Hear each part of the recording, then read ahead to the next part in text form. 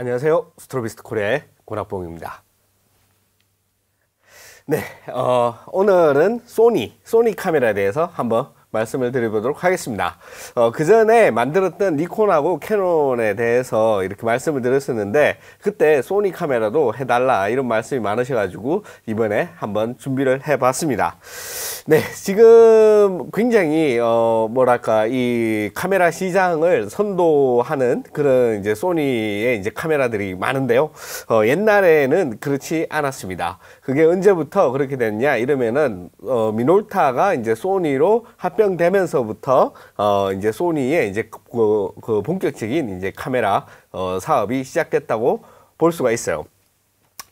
네, 그래서 이제 소니의 카메라 이야기를 하려면은 어쩔 수 없이 소니의 카메라가 미놀타의 모든 것들을 가지고 왔기 때문에 미놀타 이야기로부터 시작할 수밖에 없습니다. 물론 그 이전에도 마비카 같은 이상한 이런 어떤 똑딱이 종류의 카메라는 좀 많이 만들었습니다. 특히 이 마비카 같은 경우에는 옛날에 이제 첫 번째 버전이 이제 디스켓, 요즘 사람들 잘 모를 수도 있는데 이제 디스켓이 들어가는 버전이 있었고, 요거 다음에 나온 버전은 이제 CD-ROM, CD 라이트기가 이제 장착이 돼가지고 CD 라이트기가 들어있는 그런 카메라도 있었어요. 물론 그렇지만은 이제 우리가 이야기하는 어떤 본격적인 카메라라기보다는 전자제품의 한 방향으로서 그렇게 나온 제품이기 때문에 이 시절에 대한 소니에 대한 이야기는 별로 없습니다. 그래서 미놀타가 어떤 기업이고 어떻게 시작됐는지 그거부터 한번 알아보도록 하겠습니다.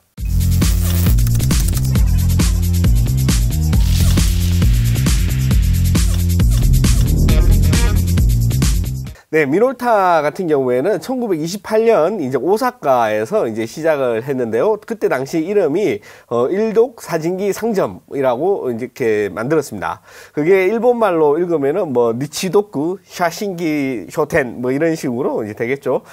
굉장히 당시 이제 독일의 이제 카메라가 굉장히 유명하니까 독일의 어떤 카메라와 일본이 뭔가 합작했던 그런 느낌으로 이름을 만들었던 것 같아요. 당시 창업자 였던 이제 타시마 카주오라는 사람이 있는데요. 이 사람이 이제 카메라에 굉장히 관심이 많았던 것 같습니다. 그리고 이제 1933년부터 이제 브랜드명, 회사 이름이 아니고 그 브랜드명으로 미놀타라는 이름을 사용하기 시작했습니다. 여기에 관해 가지고는 굉장히 이 말들이 많은데 이게 무슨 약자다 아니면 뭐 뒷산의 이름이다 뭐 이렇게 말이 많아요. 그렇지만은 특별히 신빙성 있는 이야기가 아니기 때문에 여기서는 넘어가도록 하겠습니다. 그 다음에 이제 1937년도 치요다 광학 주식회사로 이제 사명을 변경하게 됩니다. 그래서 이제 1937년 이제 롤라이플렉스라는 아주 유명한 이안 리플렉스 카메라가 있죠. 이 이안 리플렉스 카메라 같은 경우에는 이제 거울이 달려있는, 우리는 1안 리플렉스 카메라 많이 쓰잖아요. 렌즈가 한 개인, 이 거울이 달려있고 렌즈가 한 개인 1안 리플렉스 카메라를 많이 쓰는데, 초창기에는 이 펜타프리즘이라든지 여러 가지 기술적인 문제로 렌즈를 두 개를 달았어요. 하나는 실제로 이 필름에서 노출이 되는 렌즈고, 하나는 우리가 뷰파인드로 이렇게 보기 위해서 만드는 그런 렌즈를 만들어 가지고 이안 리플렉스라고 그렇게 불렀습니다. 보시면은 1937년도에 이제 치요다 광학 그러니까 미놀타의 전신이죠. 미놀타의 전신이 만든 이 카메라와 1928년도 버전의 롤라이플렉스를 보면은 놀랍도록 똑같죠. 그래서 이렇게 모든 회사도 마찬가지지만은 이렇게 기술의 격차가 있는 애들 같은 경우에는 일단 짭으로 시작해 가지고 이렇게 커 나가는 그런 기업들이 많은 것 같습니다. 마찬가지로 37년에는 이제 일본이 이제 중일 전쟁을 이제 끝내고 일본의 체제가 완전히 전시 체제로 돌아가는 그런 시점이라고 기억이 나는데 정확하게 모르겠어요. 아무튼 그래가지고 모든 기업한테 이제 군수 물자를 이제 할당을 시키는데 이 치요다 광학 그러니까 미놀타의 전신 같은 경우에는 대포 신관 이런 제작을 이제 할당을 받았다고 합니다. 그런데 아까 말씀드렸던 그 사업주가 열심히 로비 활동을 해가지고 군용 쌍안경의 이제 제작을 이제 수주를 받아가지고 광학회사의 명맥을 유지할 수 있었다고 그렇게 말을 합니다. 그래가지고 제가 인터넷에 열심히 뒤져가지고 찾았는데, 여기 빨간 네모에 보시면은 여기 치오다라고 써있죠. 여기는 이제 천대광이라고 적혀 있는 것 같은데 정확히 모르겠어요. 근데 요게 이제 당시 치오다 광학의 로고였다는 거를 제가 어렵게 발견을 했어요. 그래가지고 아마 이런 종류의 이제 쌍안경을 만들지 않았나 그렇게 생각이 됩니다. 물론 해군에서 쓰는 이렇게 무시하게 큰 그런 걸 만들었는지는 정확하지 않아요. 여기에 대한 자료가 아직 많이 없는 것 같습니다. 그 다음에 이제 전쟁이 이제 끝나게 됐죠. 그래가지고 일본이 이제 이 동아시아부터 해가지고 동남아시아까지 어마무시하게 많은 나쁜 일을 저지르다가 원자폭탄을 이제 2방을 맞고 패전을 하면서 미국의 이제 일종의 이제 관리국이 됩니다. 그래가지고 이제 모든 것들이 이제 대변혁이 일어났어요. 그때 당시 이제 해군의 이제 토요카와 공장의 광학부, 토요카와라는 데가 일본의 지명인데 아마 여기 있던 그런 군수물자를 제조하는 그런 그 공장이었던 것 같아요. 그 광학부를 이제 양도를 받은 거죠. 우리나라 기업도 이때 당시에 지금 여러분들이 아는 대부분의 대기업들이 일제가 물러나면서 남겨놨던 그런 공장이나 이런 거를 불화를 받아가지고 다 큰 그런 역사가 있죠. 비슷하게 여기도 이렇게 공장의 어떤 광학부 공장 하나를 받은 것 같습니다. 그래서 이제 1946년부터 이제 다시 카메라를 이제 생산하기 시작하는데 똑같은 이안 리플렉스도 만들고 여러 가지 이제 폴딩형이라 그래가지고 렌즈가 안으로 쑥 들어가가지고 이렇게 들고 다닐 수 있는 이런 카메라도 만듭니다. 이때까지만 해도 이게 전부 다 얘네들 오리지널 디자인이었냐 이러면은 그렇지 않아요. 이게 다 짭입니다. 짭. 독일 회사들의 다 짭 시리즈만 쭉 만듭니다. 얘네들이. 그러다가 이제 1958년도에 이제 미놀타 SR2라는 미놀타에서 최초의 이제 SLR 카메라를 만들죠. 요 정도 느낌에서 니콘도 그렇고 펜탁스도 그렇고 전부 다 이제 SLR 카메라로 다 넘어가게 됩니다. 일본이 SLR 카메라로 넘어가면서 일반 카메라 시장의 주도권을 독일에서 일본으로 가지고 오는 그런 계기가 됐죠. 거기에 편성해가지고 아마 미놀타도 요즘 분위기를 이제 잘 캐치해서 SLR 카메라를 이제 만들어가지고 그렇게 나온 것 같습니다. 그 다음에 이제 어떻게 전 세계적으로 이 미놀타라는 브랜드가 알려졌냐 이러면은 여기 1962년 프렌십 7호라는 우주선이 있어요. 우주선에 이제 탔던 존 글렌이라는 우주인이 있어요. 우주인이라 그러죠. 우주인이 미놀타의 카메라를 우주에 들고 가가지고 이제 촬영한 것들이 이렇게 대중에게 알려지면서 미놀타라는 브랜드가 굉장히 사람들의 뇌리에 각인이 되게 되는 그런 효과를 얻습니다. 요즘 말하면은 홍보비가 어마어마하게 드는 일을 갖다가 이 존 글렌이라는 사람이 대신 해준 거죠. 그때 이제 들고 갔던 카메라가 지금 여기 나와 있는데요. 이게 이제 하이매틱이라고 그렇게 돼 있는 카메라 같아요. 그러니까 일종의 자동 카메라 비슷한 그런 카메라였던 것 같습니다. 그래가지고 이런 홍보 효과도 있고 미놀타가 알려졌으니까 이제 사명을 아예 미놀타로 바꾸게 됩니다. 그래가지고 얘네들이 아주 승승장구를 하게 되는 거예요. 잘 나가게 된다는 말이죠.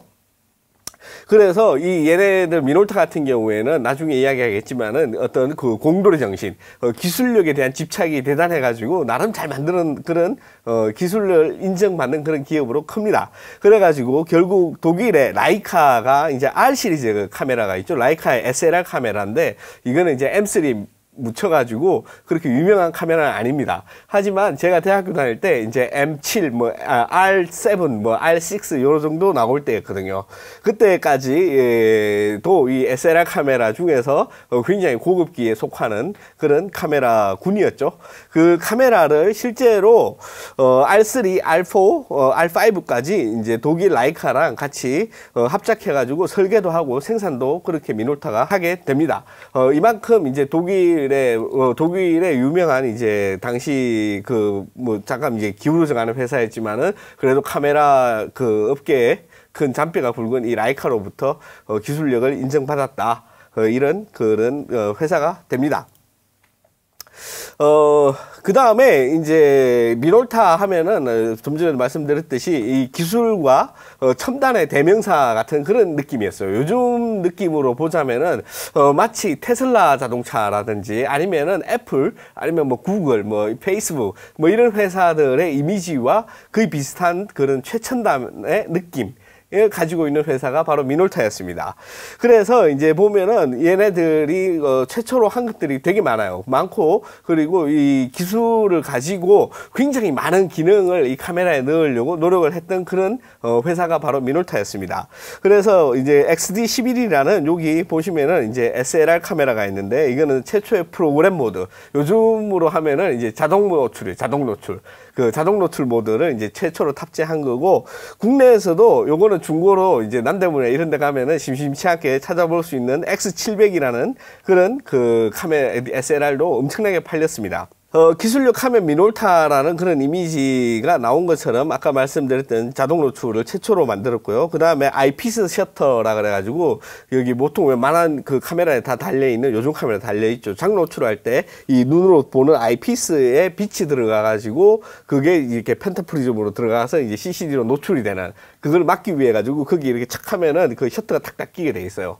그것도 얘네들이 이제 처음으로 만들었고 또 최초로 12,000분의 1초라는 셔터 스피드를 구현하게 됩니다. 물론 저기 포컬 플레인 셔터에 대해서 자세히 아시는 분들은 그 슬릿이라 그러죠. 이 선막과 후막의 그 간격을 조절하는 그 미세한 기술인데 아무튼 그 12,000분의 1초를 이렇게 돌파하게 되는 그런 기업이기도 합니다. 또 세계 최초로 가변식 이제 AF 소프트 렌즈를 이제 만들었고요. 이제 소프트 렌즈 요즘은 안 쓰는데 있어요. 여기 보면은 이렇게 막 뽀샤시하게 이렇게 나오면서 그 마치 우리 그 쌍팔년도 그런 느낌의 어떤 사진을 만드는 그런 렌즈가 있습니다. 그걸 이제 AF 중에서 이제 그 가변식으로 만들었다. 그 다음에 인텔리전트 카드 시스템이라는 것도 있어요. 이거는 무슨 말이냐? 이러면은 바디에 이거는 제가 이제 대학교 때 얘가 이제 한물 갈랑말랑 이런 그 시점이었고 이거 미놀타 같은 경우에는 굉장히 첨단이고 선택하기가 좀 뭐랄까 살짝 그런 브랜드였어요. 그럼에도 불구하고 굉장히 기술력이라는 게 이제 카드를 갖다가 바디에다 끼우는 카드를 바꾸면은 기능이 바뀌는 거예요. 그런 식으로 제가 안 써봐서 정확히는 잘 모르겠어요. 아무튼 그런 것도 만들었다. 그 다음에 이제 세계 최초로 이제 멀티 렌즈에다가 멀티 코팅을 하게 됩니다. 멀티 코팅이라는 게 이 유리 안에 보면은 이 반사율이 다 있기 때문에 이 반사가 그 억제를 하지 않으면은 그 안에 렌즈 안에서 여러 매가 들어있는 상태에서 여러 가지 난반사를 일으켜 가지고 플레어라든지 우리가 싫어하는 고스트 현상이라든지 뭐 이런 것들이 굉장히 많이 발생하게 돼요. 그래서 그거를 억제할 수 있는 코팅이라는 거를 하는데 보통 이 미놀타 전에는 코팅을 한 번만 했어요. 그런데 얘네들이 이제 최초로 2개의 코팅을 하게 됩니다. 그게 이제 2번 코팅한 그 코팅 렌즈를 이제 아크로매틱 그 렌즈라고 그렇게 불렀죠. 그 다음에 이제 세계 최초로 동체측 구동 방식의 이제 액티브 AF. 그러니까 우리가 이제 사람이 눈에 다가온다든지 뭐 이랬을 때 자동으로 그거를 가지고 예측을 해가지고 초점을 맞추는 그런 것도 얘네들이 처음으로 개발을 했습니다. 그리고 또 더욱 놀라운 점은 이 디지털 카메라가 이렇게 시대가 오기 전에 이미 얘네들이 거의 최초라고 볼 수 있어요. 물론 코닥이라든지 니콘이 이런 데서 만드는 게 있지만은 그러니까 일반 그 컨슈머용으로 나온 것 중에는 아마 거의 최초라고 생각되는 DSLR을 만들었어요. 이게 RD175라는 거였는데 무려 이게 그 3CCD라 그래가지고 채널별로 RGB를 분리해서 각 채널별로 CCD를 한 개씩 다 다른 거예요. 그래가지고 각 CCD마다 이제 38만 화소의 그 센서의 데이터를 읽어가지고 그거를 합쳐서 컬러 사진을 만든 거죠. 이렇게 이제 굉장히 기술적으로 당시에 니콘이나 캐논이 따라갈 수 없을 정도의 어떤 기술력은 인정을 받은 그런 회사다. 이렇게 잘 나가는 미놀타였지만은 몰락의 이제 그림자가 들이우기 시작을 합니다. 그게 이제 1991년에 위상차 자동 초점이라는 게 있는데 그게 미국의 이제 허니 회사가 가지고 있었대요. 특허를 가지고 있었는데 이게 미놀타뿐만 아니라 우리가 아는 뭐 펜탁스, 캐논, 니콘 뭐 이런 전부 다 이 방식으로 AF를 다 만들었죠. 그런데 이 미놀타가 제일 처음 시범 케이스로 허니 회사에게 이 특허 소송을 당하게 됩니다. 그런데 미놀타가 패소를 해요. 그게 91년인데 이때 어마어마한 그런 금액을 이제 손해배상을 하게 되는 게 가장 첫 번째 임팩트가 있었습니다. 미놀타에. 그게 한번 휘청했어요. 미놀타가. 그 다음에 이제 얘네들 카메라의 포지션에 이제 마켓에 문제가 있었는데 그게 무슨 말이냐 이러면은 니콘이나 캐논 같은 경우에는 그러니까 그 프레스용으로 많이 나갔죠. 기자용으로 완전히 많이 나가가지고 얘네들이 어떤 그 우리가 일반인이 쉽게 접할 수 있는 그런 사진 작가라든지 뭐 기자들 같은 경우에 노출이 굉장히 많이 되죠. 그런 사람들한테 니콘이나 캐논을 각인시켜주고 거기에 파생되는 여러 가지 홍보 효과를 누릴 수가 있었습니다. 그런데 얘 미놀타 같은 경우에는 굉장히 뭔가 이렇게 공돌이틱하면서 뭔가 살짝 약간 덕후의 느낌이 강해요, 카메라가. 그래가지고 쓰는 사람들도 완전 프로, 그러니까 이거 카메라를 가지고 업으로 가지고 있는 사람들, 업으로 하는 사람들은 미놀타를 별로 많이 안 써요. 여기까지 뭐 굳이 뭐 이런 기능까지 필요 있냐 뭐 이런 느낌이겠죠. 그런데 또 완전히 아마추어 같은 경우에는 이게 카메라 무지하게 복잡해요. 이게 옛날 카메라지만은 그래도 그 중에서는 별의별 기능을 다 달아가지고 엄청 복잡합니다.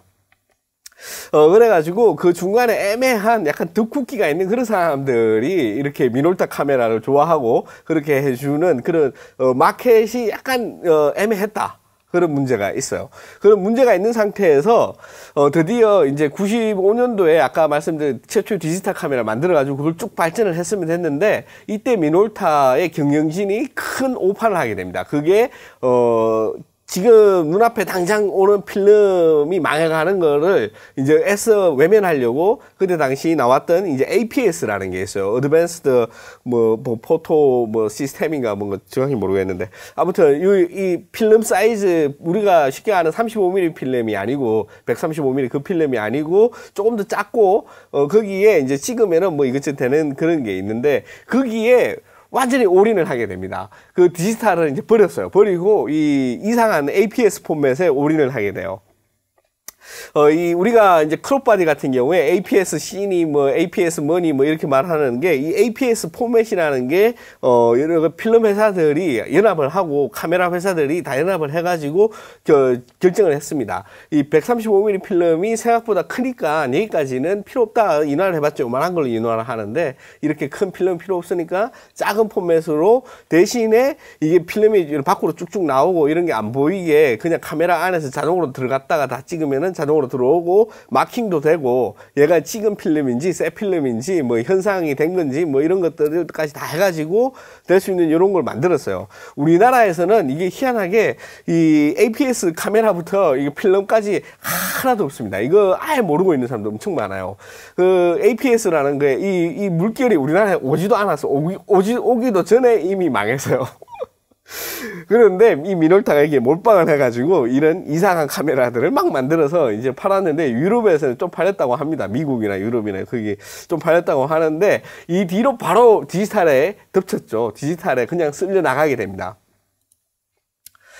그래서 이 중요한 90년대 말과 2000년대 초반이라는 이 카메라 회사의 흥망을 좌지우지했던 이 중요한 시기에 완전히 망했어요. 미놀타가 완전히 그냥 엄청나게 현금 배상도 했고 그 특허권 패소하고 그 다음에 이 마켓 쉐어도 조금 애매했단 말이에요. 애매한 그걸 가지고 버틸 수가 없었죠. 그리고 가장 중요하게 APS에 APS에 몰빵을 해가지고 회사를 말아먹었습니다. 코니카 미놀타라는 그런 카메라 회사로 이제 자회사로 코니카의 자회사가 되는 거죠. 이게 거의 뭐 코니카의 머슴살이 시절인데 이게 코니카도 이게 필름 만드는 회사라 가지고 이때 완전히 휘청하고 있었을 때입니다. 그래가지고 뭐 미놀타 얘네들한테 뭐 어떤 현금 지원이나 이런 게 잘 안 됐을 것 같아요. 이거 제 추측입니다. 추측. 아무튼 그런데 이제 개발해 오고 있던 이 디지털 카메라가 있죠. 그래가지고 이제 2004년도에 이제 다이낙스 7D라는 이 카메라를 만듭니다. 카메라 자체는 그렇게 나쁘진 않아요. 나쁘진 않지만은 그게 시장의 어떤 반응을 이끌어낼 만한 그런 임팩트까지는 없었던 것 같아요. 이 뒤에 바로 나오는 OD 같이, 그 캐논의 OD 같이 풀프레임의 저렴한 가격, 그리고 엄청난 그 화소수, 그런 것들과 비교하기에 다들 조금씩 약했거든요. 임팩트가 없었어요.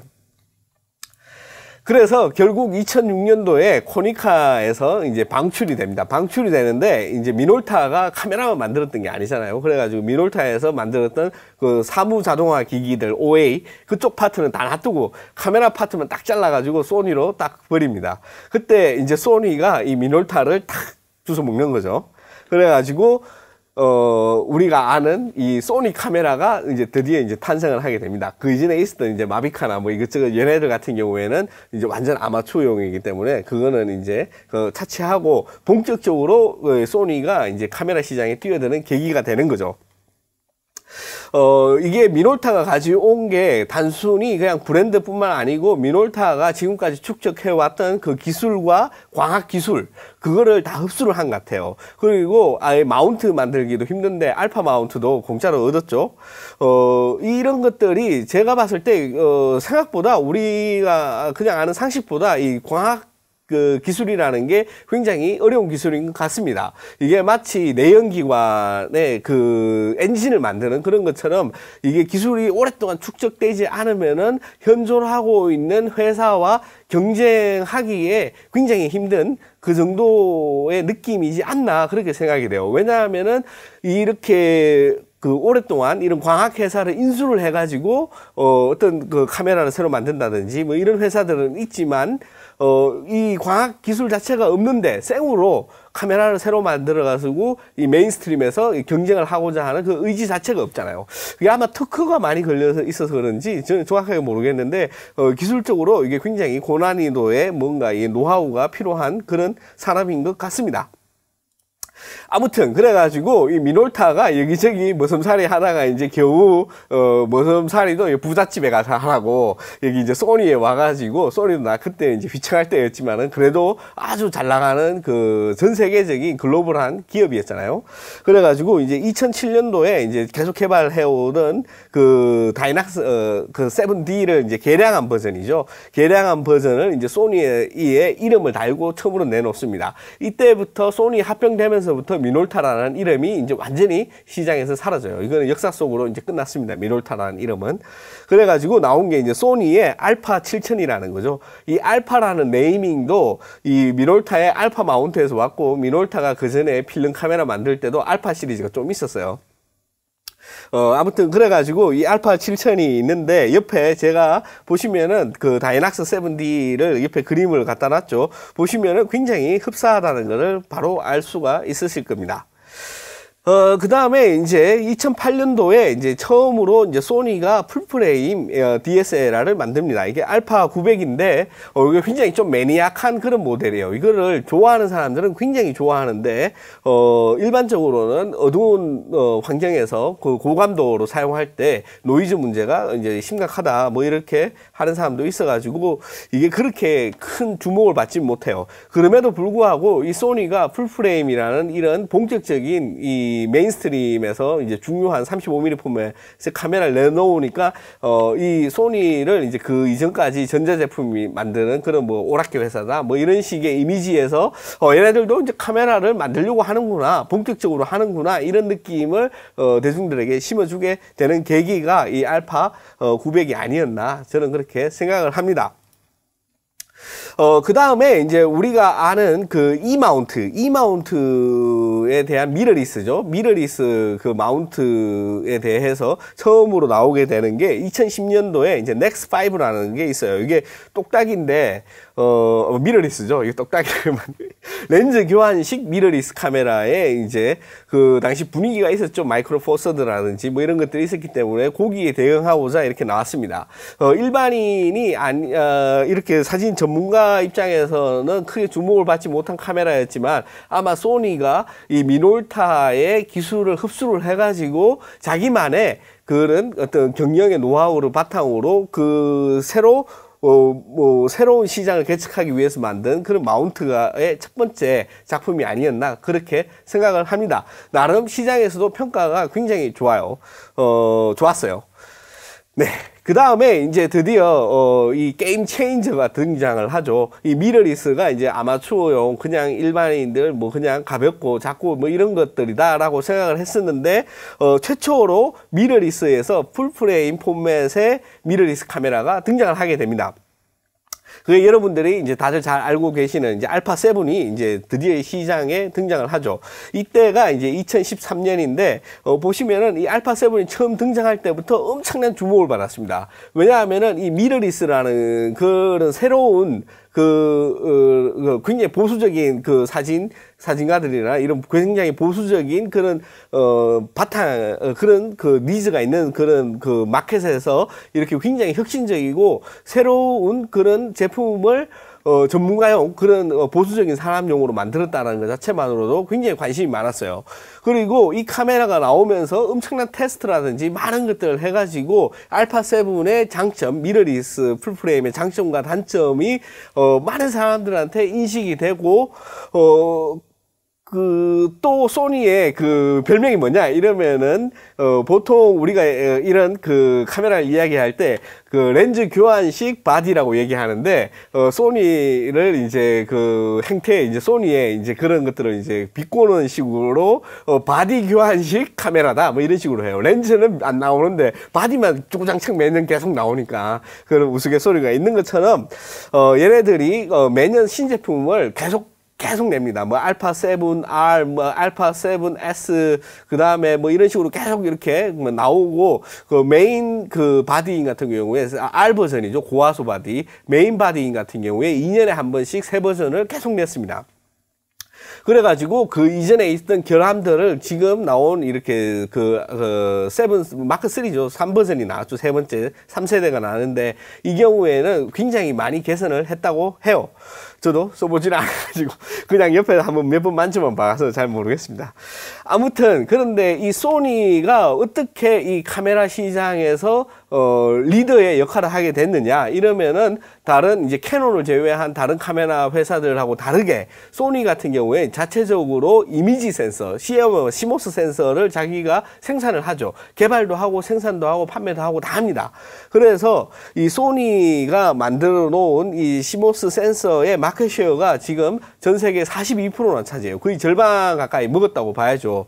이 카메라용 센서죠. CMOS면은 뭐 작은 같은 경우 CCTV도 들어가고 뭐 큰 거 같은 경우 중형 카메라도 들어가고 이것처럼 이 소니는 발전의 가능성이 굉장히 큽니다. 그리고 지금 여러분도 잘 아시겠지만 니콘 카메라에서도 소니에서 이 핵심 부품인 이 센서를 받아다가 그렇게 장착을 하고 있죠. 그래서 반은 이제 소니 카메라라고 생각을 해도 크게 다르지는 않을 것 같아요.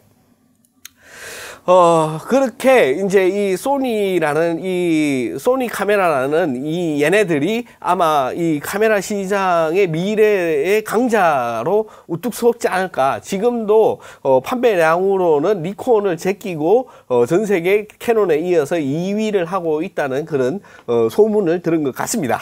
그래서 지금도 짱짱하지만은 아마 이제 다른 이 전통적인 강호들이었던 이제 캐논이나 니콘이나 뭐 다른 애들 다 누르고 굉장히 약진하지 않을까 그렇게 생각을 해요. 특히 이 디지털로 오면서 센서 기술이 다른 어떤 그 광학 기술만큼 중요하게 돼 있기 때문에 저는 그렇게 예측을 합니다. 아무튼 이제 그 다음에 이제 뭐 2019년도 이제 신제품 올해 신제품 루머를 말씀드리자면은 아마 올해 거기 7R 이제 그 마크 4 네 번째 4세대가 이제 출시되지 않을까 그렇게 사람들이 다들 예상을 해요. 요거는 왜냐하면은 매 2년마다 이 새로운 제품을 냈으니까 올해가 2년 차거든요. 그래가지고 새 제품이 나오지 않을까 그렇게 하고 소니 루머스의 루머를 이제 들어보면은 이번에 나오는 이 4세대 버전 같은 경우에는 6천만 화소 무려 6천만 화소의 센서를 장착을 하고 8K 비디오를 지원하는 충분하지 않을까, 이런 행복 회로를 열심히 가동하고 있는 것 같습니다. 네, 이렇게, 다시, 소니의 역사, 쉽게 말해서 소니가 이제 카메라 만들어 온 지는, 기간이 얼마 안 되니까, 한 12년, 뭐, 23년 정도밖에 안 되니까, 그 이전에 있었던 미놀타부터 한번 쭉 살펴봤습니다. 네, 어떻게 여러분들이 이제 이 소니 카메라에 가지고 있는 그런 어떤 생각이, 조금 더 넓어지셨는지 모르겠네요. 아무튼 이렇게 시청해주신 모든 분들께 진심으로 감사드리고요. 다음 시간에 또 뵙도록 하겠습니다. 고맙습니다.